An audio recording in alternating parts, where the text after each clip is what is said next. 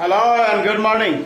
आज हम लोग बैंक ट्रांजैक्शन से, किसी भी बिजनेस में जो बैंक ट्रांजैक्शन से रिलेटेड एंट्री होता है या जो सारे एंट्री जिसमें कि चेक का ट्रांजैक्शन होता है उसके लिए क्या जर्नल एंट्री किए जाते हैं उसको करना सीखेंगे। तो एक एक करके अलग अलग सारे जो डिफरेंट टाइप के जो ट्रांजेक्शन हो सकते हैं जो बैंक से रिलेटेड है उन सारे को एक एक करके हम लोग देखते हैं। हमने यहाँ पे कंडीशन, अलग अलग कंडीशन लिख दिया है। इसके बाद फिर हम लोग करेंगे, इसके आगे फिर लिखेंगे और फिर उस कंडीशन में क्या एंट्री है एक एक कंडीशन पढ़ता जाऊंगा और उसका क्या जर्नल एंट्री होगा उस कंडीशन में वो करके आपको दिखाऊंगा। तो स्टार्ट करते हैं। पहला है कैश डिपॉजिटेड इनटू बैंक और open an account with bank. मतलब बैंक में रुपया जमा करते हैं या बैंक में खाता खोलते हैं, अपना बैंक में अकाउंट ओपन करते हैं। तो उसमें क्या एंट्री होता है? तो उसमें एंट्री होता है bank account debit, bank account debit to cash account. Narration being cash deposited into bank और अगर बैंक में जमा किया तो narration cash being cash deposited into bank, या बैंक में नया अकाउंट खोला है तो और open an account with bank. दोनों में से कोई नरेशन होगा, देखना पड़ेगा कि ट्रांजैक्शन क्या है। अगर बैंक में रुपया जमा किया तो नहीं यार, एंट्री तो सेम ही होना है, bank account debit to cash account. लेकिन अगर बैंक में रुपया जमा किया तो नरेशन हो जाएगा being cash deposited into bank, और अगर बैंक में नया अकाउंट खुलवाया है तो हो जाएगा being opened an account with bank. तो ये दोनों में से कोई नरेशन हो सकता है। जर्नल एंट्री सेम रहेगा, बैंक में नया अकाउंट खुलवाने पे या बैंक में रुपया जमा करने पे, दोनों स्थिति में जर्नल एंट्री वही का वही रहेगा, bank account debit to cash account. दूसरा है purchase goods and payment made through cheque. तो चेक से पेमेंट करें या कैश में पेमेंट करें, ये नगद में खरीदारी है, हमने कैश परचेज किया है। तो जब हम नगद में खरीदते हैं, कैश से पेमेंट करते हैं तो क्या करते हैं? Entry purchase account debit to cash account. लेकिन यहाँ पे नहीं, चूंकि चेक से हम पेमेंट कर रहे हैं तो यहाँ पे होगा entry purchase account debit, purchase account debit to bank account. ये एंट्री किया जाएगा यहाँ पे। बीइंग गुड्स परचेज्ड, नरेशन हो गया being goods purchased and payment made in cheque, payment made in check.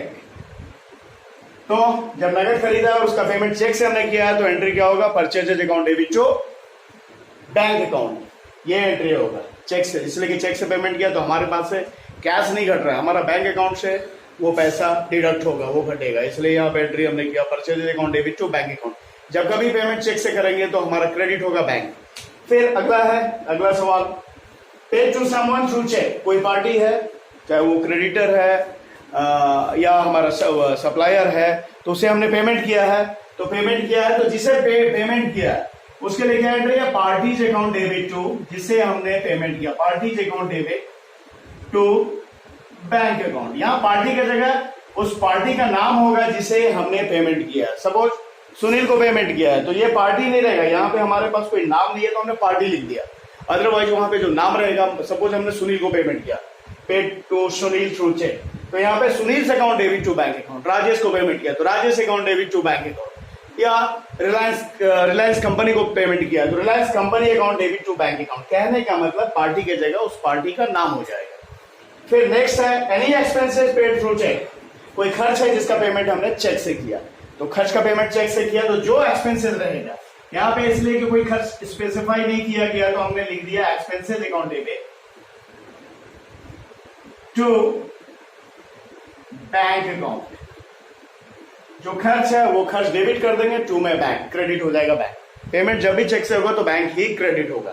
Suppose हमने सैलरी दिया हुआ होता तो यहाँ पे करते हैं salary account debit to bank account. यहाँ पे रेंट दिया होता तो rent account debit to bank account, या फ्रेट दिया हुआ होता तो freight account debit to bank account. मतलब एक्सपेंस की जगह एक्सपेंस का नाम लिख दिया जाएगा। तो expenses account debit to bank account. कोई भी खर्च होने पे वो खर्च अकाउंट डेबिट कर देंगे, उस एक्सपेंस को डेबिट करेंगे, टू में क्रेडिट में बैंक होगा। Being expenses paid through check.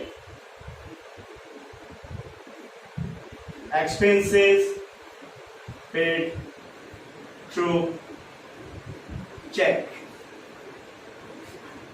Next है fixed asset purchase and payment made in cheque. अब कोई फिक्स्ड एसेट्स हमने खरीदा, लैंड खरीदा, बिल्डिंग खरीदा, फर्नीचर खरीदा, मोटर व्हीकल खरीदा, कोई भी फिक्स्ड एसेट बिजनेस के लिए खरीदा और उसका पेमेंट हमने चेक से किया है, तो वो फिक्स्ड एसेट हो जाएगा। यहां पे एंट्री कर लेते हैं fixed asset account debit, fixed asset account debit to bank account. Suppose हमने मोटर व्हीकल खरीदा होता, मोटरसाइकिल खरीदा होता, तो यहां पे करते हैं motorcycle account debit to bank account. Furniture खरीदा हुआ होता तो furniture account debit to bank account. Building खरीदा हुआ होता तो building account debit to bank account. जो भी एसेट हमने खरीदा उस फिक्स्ड एसेट की जगह उस फिक्स्ड एसेट का नाम लिख देंगे। फर्नीचर है तो फर्नीचर, बिल्डिंग है तो बिल्डिंग, प्लांट है तो प्लांट, जो भी एसेट है वो एसेट अकाउंट डेबिट हो जाएगा टू में बैंक। यहाँ पे चूंकि कोई एसेट स्पेसिफाई नहीं किया गया है तो हमने यहाँ पे लिख दिया fixed asset account debit to bank account. मतलब फिक्स्ड एसेट की जगह जो फिक्स्ड एसेट है उसका नाम लिखा जाएगा, टू में क्रेडिट में बैंक होगा। being fixed asset purchased and payment made in check। Cheque से हमने इसका पेमेंट कर दिया। अब नेक्स्ट है cash withdraw from bank. Bank से रुपया निकाला है तो बैंक से रुपया निकाला तो उसका क्या जर्नल एंट्री होगा, उसका जर्नल एंट्री होगा कैश अकाउंट डेबिट,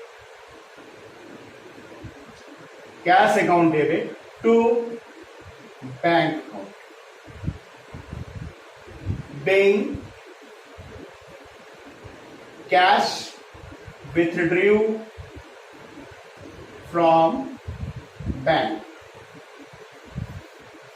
उसके बाद नेक्स्ट देखते हैं अगला, cash withdraw from bank for personal use. Personal use के लिए बैंक से रुपया निकाला, डोमेस्टिक यूज के लिए बैंक से रुपया निकाला।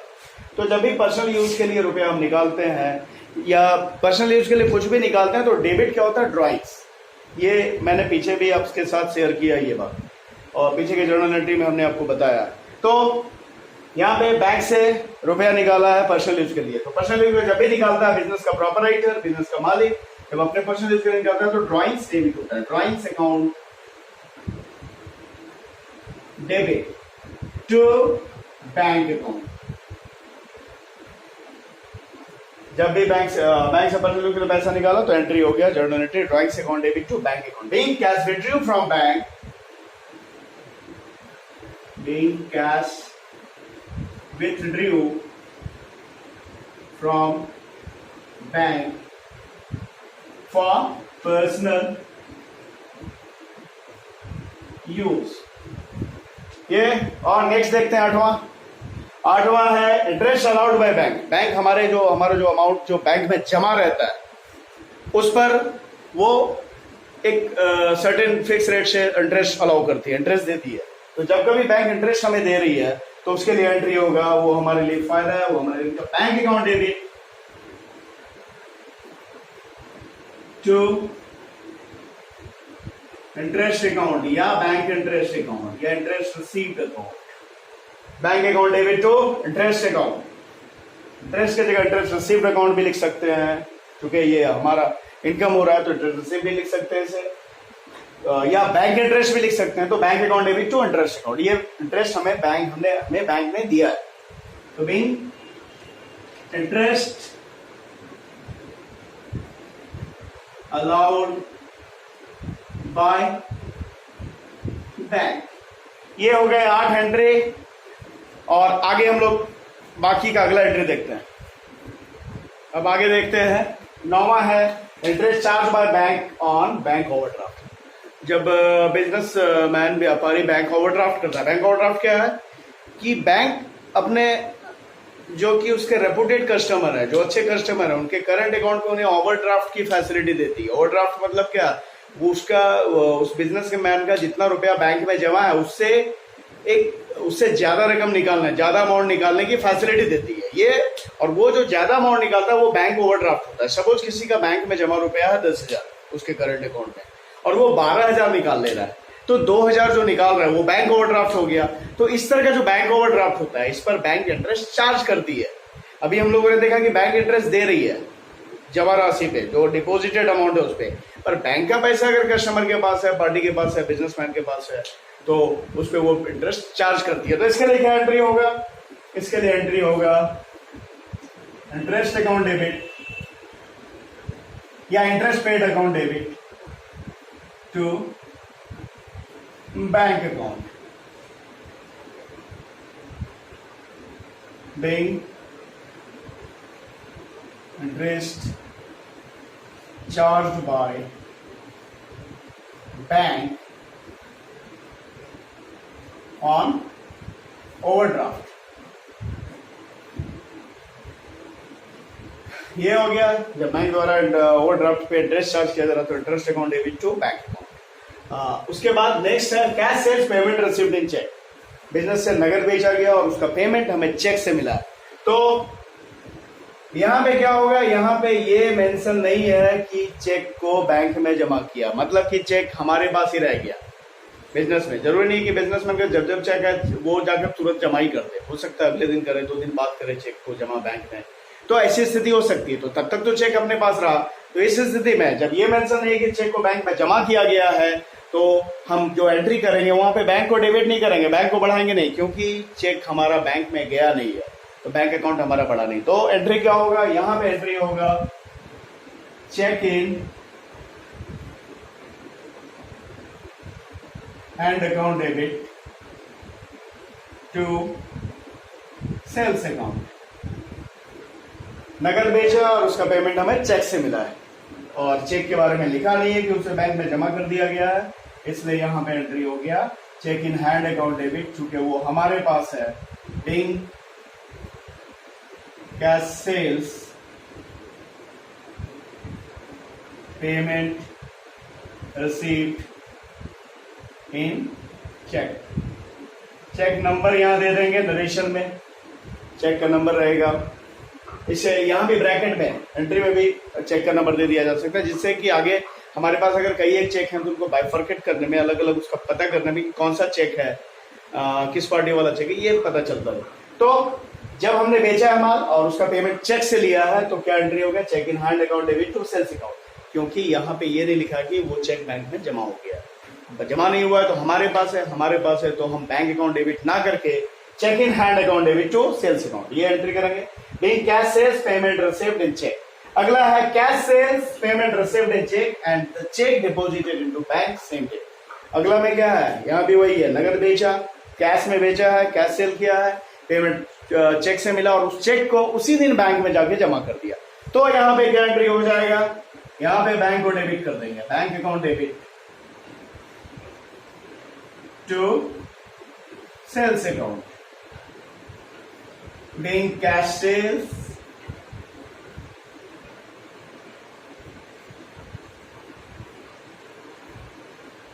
payment received in check and deposited into bank same day, ये नरेशन हो जाएगा। Being cash sales payment received in check and the check deposited into bank same day, ये नरेशन हो जाएगा। तो दोनों में फर्क क्या हुआ, पहला वाला में भी कैश सेल्स था, पेमेंट हमें चेक से मिला था, दूसरे में भी कैश सेल्स हुआ है और पेमेंट चेक से मिला है। पर फर्क क्या है कि पहले वाले में ये बात नहीं कही गई है कि चेक को बैंक में जमा कर दिया गया, इसलिए वहां पे हमने एंट्री कर दिया cheque in hand account debit to sales account, और दूसरे वाले में लिखा है कि चेक को बैंक में जमा कर दिया गया सेम डे, तो वहां पे हमने कर दिया bank account debit to sales account. Next देखते हैं चेक रिसीव फ्रॉम समवन, किसी से चेक मिला, यहां भी ये मेंशन नहीं है, किसी से चेक मिला ये तो है, लेकिन ये मेंशन नहीं है कि चेक को बैंक में जमा कर दिया गया। तो वही होगा, जब भी चेक मिला ये बात लिखा हुआ है, चेक से हमें पेमेंट मिला है, हमें चेक मिला है, और ये नहीं लिखा कि वो बैंक में जमा हुआ, ऐसी बात नहीं लिखी गई है, तो हम चेक इन हैंड अकाउंट ही डेबिट करेंगे, क्योंकि चेक हमारे पास रह रहा है, हमने बैंक में अभी जमा नहीं किया, तो बैंक अकाउंट हमारा डेबिट नहीं होगा। तो यहां क्या हो जाएगा, cheque in hand account debit to party account. Party की जगह, अभी हमने पहले भी बताया आपको, पार्टी की जगह पार्टी का नाम लिखेंगे, जिससे मिला, राजू से मिला, तो cheque in hand account debit to Raju account. Karim से मिला तो cheque in hand account debit to Karim से अकाउंट। जो भी है, जो भी नाम है, जिस पार्टी का नाम है उस पार्टी का नाम लिख देंगे। मेसर्स राणा ट्रेडर्स से मिला है, सपोज जो फर्म है उसका नाम है मेसर्स राणा ट्रेडर्स, तो लिख देंगे cheque in hand account debit to Messrs Rana traders, मतलब पार्टी की जगह पार्टी का नाम लिख देंगे। Being check received from someone। यहां पे याद रखना कि चेक का जो नंबर है वो नंबर मेंशन कर देंगे, जिससे कि हमें चेक को ट्रेस करने में बिजनेस में आसानी हो। तो ये हो गया, चेक मिला, समवन की जगह वो पार्टी का नाम लिख देंगे जिससे हम चेक ले रहे हैं। जब being check received from someone, someone की जगह जो पार्टी है उसका नाम लिख देंगे। तो क्या हुआ, यहाँ हमें चेक किसी से मिला है लेकिन चेक के बारे में ये नहीं लिखा है कि वो बैंक में जमा हुआ है, इसलिए हमने बैंक ना डेबिट करके cheque in hand account debit to party account किया। Being cheque receive from someone. आगे है cheque receive from someone and deposited into bank same day. तो यहां पे था कि किसी से चेक मिला लेकिन ये नहीं था कि वो बैंक में जमा कर दिया गया उसी दिन, इसलिए हमने cheque in hand account debit किया। और यहाँ पे जमा करने की बात कही गई है कि बैंक में तुरंत जमा कर दिया गया, सेम डे जमा कर दिया गया उसी दिन, तो यहां पे हो जाएगा bank account debit to party account. Party की जगह पार्टी का नाम लिखना है हमेशा, चूंकि यहां पे नाम नहीं था तो हमने पार्टी लिख दिया। Bank cheque received from party and deposited, party की जगह पार्टी का नाम पता ही है, डिपॉजिटेड इनटू बैंक। ये हो गया। अगला है इनकम रिसीव्ड इन चेक। कोई भी इनकम, जैसे खर्च हुआ तो एक्सपेंस अकाउंट डेबिट, अगर खर्च को हमने चेक से पेमेंट किया तो हमने क्या किया था entry, expense account debit to bank account. उसी तरह इनकम अगर कोई हुआ है, कमीशन मिला या कुछ भी ऐसा, तो कमी वो जो अगर चेक से मिला है तो यहां भी वही बात है, चेक के बारे में लिखा नहीं है कि चेक को बैंक में जमा किया गया है, तो यहां पे वही करेंगे, cheque in hand account debit to income account. Income की जगह इनकम का नाम, सपोज कमीशन मिला है तो लिखेंगे cheque in hand account debit to commission account. तो ये हो गया bank income received through cheque.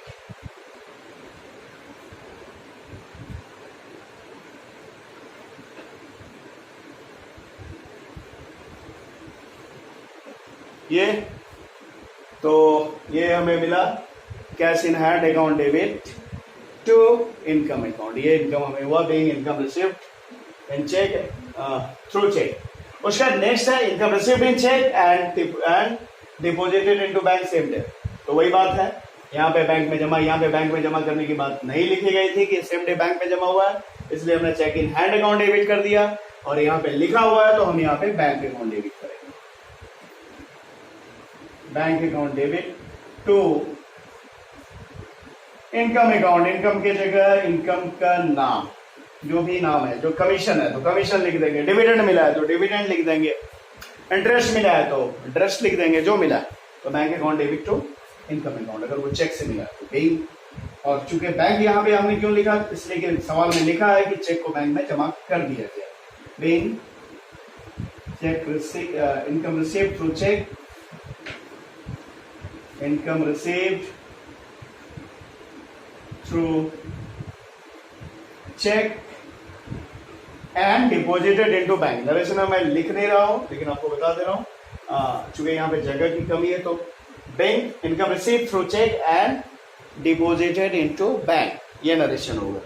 Next है 16 fixed asset sold and payment received in cheque. कोई फिक्स्ड एसेट बेचा और उसका पेमेंट चेक से मिला है, तो क्या करेंगे, यहाँ पे भी बात वही है कि चेक के बारे में कहा नहीं जा रहा है, बताया नहीं गया है कि वो बैंक पे जमा हुआ या नहीं हुआ। अगर नहीं बताया तो बैंक पे जमा नहीं हुआ, हमारे पास ही है, तो फिर यहां पे करेंगे cheque in hand account debit to fixed asset. जो भी फिक्स्ड एसेट, लैंड बेचा, प्लांट बेचा, मशीनरी बेचा, फर्नीचर बेचा, जो बेचा उसका नाम लिख देंगे, ठीक है। Bank fixed asset sold and payment received in check, and payment received in cheque. यहां पे आप देख रहे हैं कि बार बार चेक इन हैंड वाला अलग अलग ट्रांजेक्शन में, अलग अलग तरह के ट्रांजेक्शन में चेक इन हैंड मतलब कि चेक बैंक में जमा नहीं हो तो उसका बार बार मैंने एंट्री रिपीट किया। ये इसलिए कि आपको समझ में अच्छे तरीके से आ जाए कि चेक इन हैंड कब डेबिट करना पड़ता है। तो इसके आगे अब हम लोग देखते हैं 16 हो गए, आगे देखते हैं। तो अब आगे देखते हैं 17 when check deposited into bank which was previously received। कहने का मतलब वो जो अभी हमने इसके पहले जो माल बेचा था वो कैश में सेल किया था उसके लिए जो चेक मिला था, जहां पे कि लिखा हुआ था चेक बैंक में जमा नहीं हुआ, या कोई इनकम जो हुआ था वो इनकम का चेक हमने लिया था, चेक को बैंक में जमा, तो ऐसा चेक जो हमारे पास पहले से मिला हुआ है वो अभी हमने बैंक में जमा नहीं किया, तो वो सारे चेक जब भी बैंक में जमा करेंगे जो पहले मिला हुआ है तो हमारा जो एंट्री होगा वो एंट्री होगा बैंक अकाउंट डेबिट टू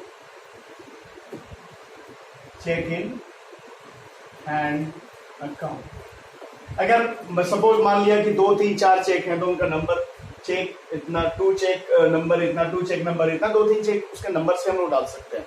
कहने का मतलब जो भी चेक पहले मिला जिसे हमने बैंक में जमा नहीं किया और उसे जब कभी हम बैंक में जमा करेंगे तो एंट्री होगा bank account debit to cheque in hand account. Cheque in hand को यहाँ पे क्रेडिट कर देंगे क्योंकि जब मिला और बैंक में हमने जमा नहीं किया था तो वहां पे डेबिट किया था हमने cheque in hand account.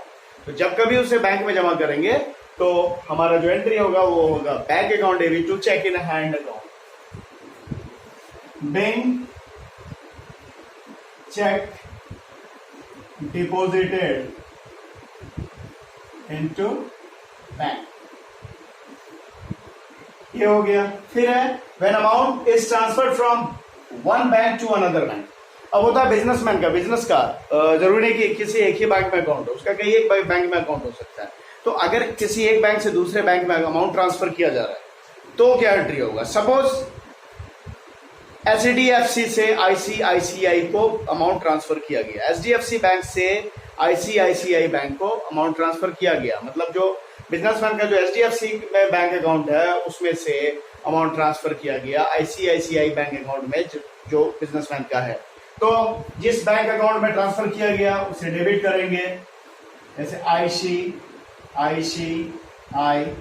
Bank account debit, जिसको मिला है, जिसके यहाँ जमा किया गया, जिस बैंक में जमा किया गया उसे डेबिट किया, और जहां से निकाला गया उसे क्रेडिट किया गया एचडीएफसी बैंक अकाउंट।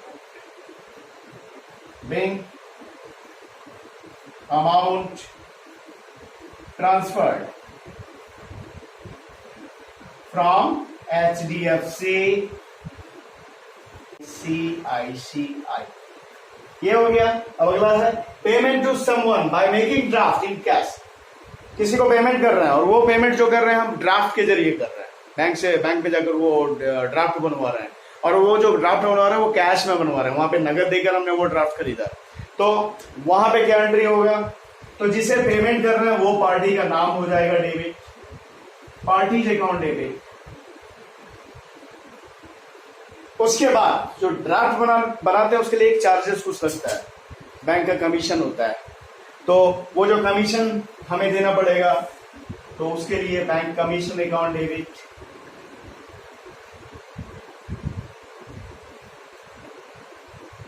क्योंकि ड्राफ्ट बैंक मुफ्त में क्यों बनाएगी, तो उसके लिए वो कमीशन चार्ज करेगी, तो जो कमीशन चार्ज करे तो उस कमीशन को डेबिट करेंगे बैंक हमें।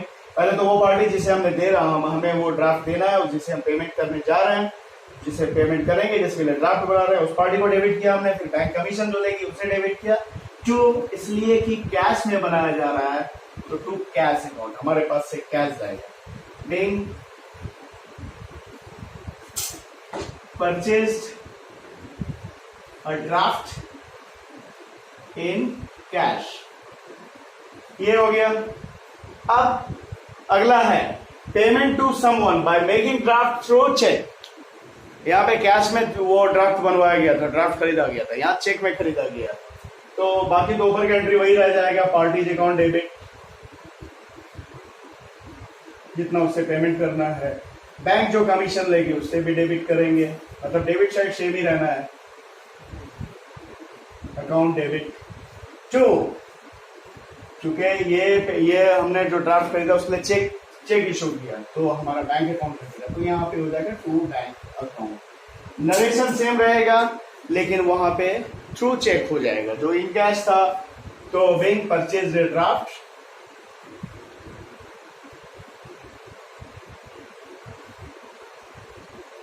Through cheque.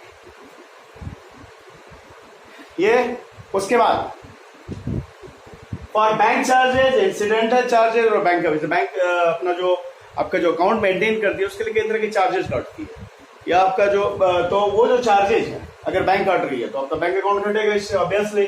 तो उसके लिए क्या हो जाएगा, जो भी है सपोज बैंक चार्जेस है, bank charges account debit, incidental charge कोई भी चार्ज जो रहे उसे डेबिट करेंगे, जरूरी नहीं कि ये तीनों ही एक ही साथ डेबिट होगा, इनमें से जो रहेगा उसे डेबिट करेंगे। या बैंक कमीशन अकाउंट डेबिट,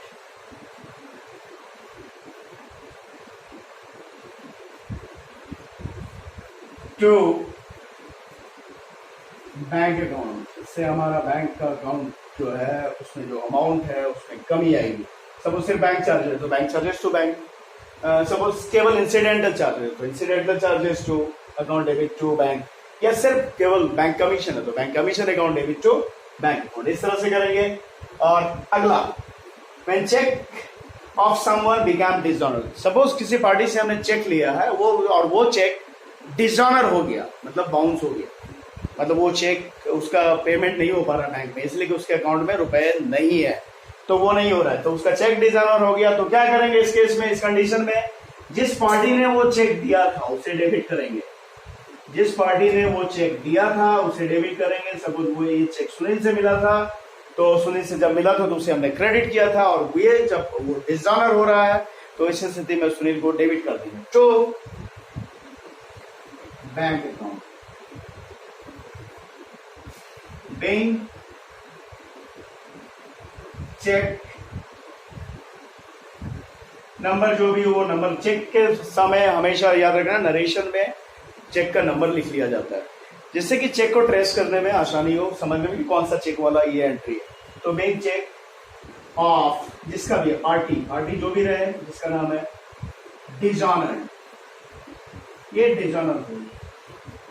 अब एक दो तीन एंट्री और है जो देखते हैं जिसमें कि बैंक लोन वगैरह के लिए क्या एंट्री करते हैं। तो अगला एंट्री हम लोग देखते हैं बैंक लोन से रिलेटेड। तो अब देखते हैं बैंक से लिए गए लोन पे उसके लिए क्या एंट्री करते हैं। अगर बैंक से बिजनेसमैन लोन लेता है तो उसके लिए बिजनेसमैन अपने अकाउंट में क्या एंट्री करता है। तो बैंक से जब भी लोन लेते हैं तो लोन के लिए एंट्री होगा, लोन लेने के लिए बैंक अकाउंट डेबिट, क्योंकि इससे हमारा बैंक अकाउंट में वो पैसा आ जाएगा जो हमने बैंक से कर लिया, तो बैंक अकाउंट डेबिट हो गया, बढ़ गया bank account debit to bank loan account. जब हमने बैंक से लोन लिया तो बैंक क्या करेगी, हमारे अकाउंट में वो सारे पैसे जमा करा देगी, मतलब हमारे अकाउंट में वो सारा जो लोन का पैसा हमने लिया है वो हमारे पास आ गया हमारे अकाउंट में। तो वहां पे हमने इससे क्या होगा, हमारा बैंक अकाउंट बढ़ जाएगा, बैंक में जो रखा हुआ पैसा है वो बढ़ जाएगा क्योंकि हमने लोन लिया, वो पैसा भी आकर उसी अकाउंट में शामिल हो गया, जमा हो गया। तो बैंक अकाउंट डेबिट, हमारा अकाउंट बढ़ गया टू बैंक लोन, ये एक लायबिलिटी बन गया। Bank loan taken from bank, तो ये हो गया। अब इसके बाद में जब लोन दिए बैंक तो बैंक उस पर ब्याज तो लेगी, इंटरेस्ट लेगी, तो इंटरेस्ट लेगी तो जब इंटरेस्ट ड्यू होगा उसके लिए जो एंट्री हो जाएगा वो होगा interest on bank loan, interest on bank loan account debit to bank loan. जैसे जैसे ब्याज जुड़ता जाएगा वो लोन का अमाउंट बढ़ता चला जाएगा, है ना। तो interest on bank loan account debit नुकसान है हमारे लिए, नॉमिनल अकाउंट इंटरेस्ट, तो इंटरेस्ट को हमने डेबिट किया तो और ये लायबिलिटी है, लायबिलिटी बढ़ता जाएगा, लायबिलिटी को बढ़ते जैसे जैसे बढ़ता गया वो क्रेडिट करते गए तो क्या होगा हमारा एंट्री, जब हमने बैंक लोन पे जो हमारा इंटरेस्ट ड्यू हुआ तो interest on bank loan account debit to bank loan account. Bank interest on loan charge by bank, उसके बाद में लास्ट ये फाइनल आइटम है टोटल लोन और instalment of loan is repaid. अब लोन जो हमने लिया है या तो एक बार में सारा लोन चुका दिया वापस कर दिया, या उसका कोई इंस्टॉलमेंट, सपोज की इंस्टॉलमेंट मार दिया कि 5 इंस्टॉलमेंट में आपको लौटाना है लोन या 10 इंस्टॉलमेंट में लौटाना है लोन। तो जब जब हम इंस्टॉलमेंट या टोटल लोन पे करेंगे, टोटल लोन पर पे करेंगे तो टोटल अमाउंट रहेगा, और इंस्टॉलमेंट पे करेंगे तो इंस्टॉलमेंट का अमाउंट रहेगा। तो जब पे करेंगे तो जब लोन लौटाएंगे तो उस समय बैंक लोन अकाउंट डेबिट, क्योंकि जैसे जैसे लौटाते जाएंगे वो लोन का अमाउंट घटता चला, तो bank loan account debit to cash account, हमने कैश में पेमेंट कर दिया। ठीक है, तो ये हो गया। अगर चेक से लोन की राशि चुका रहे दूसरे, तो वहां पे तो बैंक अकाउंट हो जाएगा। तो ये हो गया बेइंग रीपेमेंट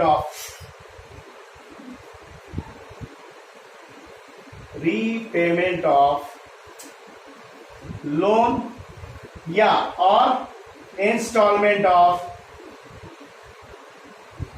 लोन। तो ये सारे थे बैंक ट्रांजैक्शन से रिलेटेड एंट्री। जो एक बिजनेसमैन बैंक ट्रांजैक्शन से रिलेटेड डिफरेंट टाइप के जो एंट्री करते हैं उसके बारे में हमने आपको बताया। आज के इस वीडियो में इतना ही। अगर आपको हमारे वीडियोस पसंद आ रहा है तो इन्हें लाइक करना, मेरे चैनल को सब्सक्राइब करना और बेल बटन को प्रेस करना बिल्कुल नहीं भूलेंगे। Thank you very much.